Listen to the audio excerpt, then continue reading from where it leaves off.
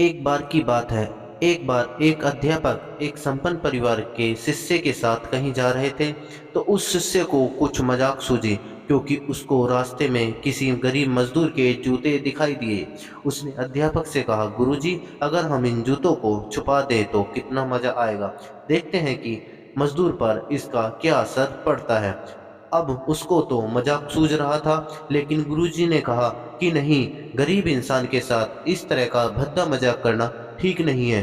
उसे कहा, क्यों ना हम इन जूतों में कुछ सिक्के डाल दें और देखते हैं कि इस गरीब पर, मजदूर पर इसका क्या असर पड़ता है। जैसे ही मजदूर अपना काम करके लौटा और उसने एक पाँव अपने जूते में डाला तो उसे कुछ कठोर सा महसूस हुआ।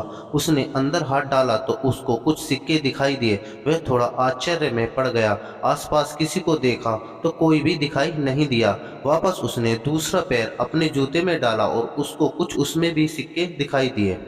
अब दोनों जूतों के सिक्के को उसने अपने हाथों में रखा और प्रभु की तरफ इशारे करते हुए कहा, प्रभु, पता नहीं किस भले मनुष्य ने यह सिक्के मेरे जूतों में छुपाए हैं, लेकिन जिसने भी छुपाए हैं उसको मेरी दुआ है ताकि इन पैसों से मैं अपने बच्चों और पत्नी के लिए कुछ खाना और दवाई ला सकूं।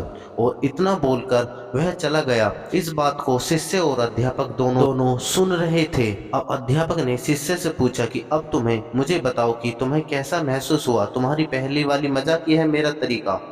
तो उसने कहा कि गुरुजी, मैं आपसे क्षमा चाहता हूँ। अब मुझे समझ आ गया कि सच्ची खुशी किसी चीज में है। जब हम किसी का मजाक उड़ाते हैं तो हमें कुछ पल का आनंद मिलता है, लेकिन इससे हमें बद्दुआ मिलती है। लेकिन अगर अगर हम किसी की मुश्किल परिस्थितियों में मदद करते हैं, जिसकी भी हम मदद करते हैं, उसको भी पता नहीं है कि हमने उसकी मदद की है, लेकिन अंदर ही अंदर हमें पता है कि हमने उस इंसान की मदद की है।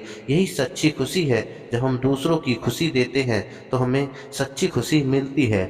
इस तरह की खुशी बांटते रहिए, लोगों की मदद करते रहिए और दान करते रहिए। जिसके भी आप काबिल हो, जितना भी आपसे बन पड़े, दान करें, लेकिन जरूर करें।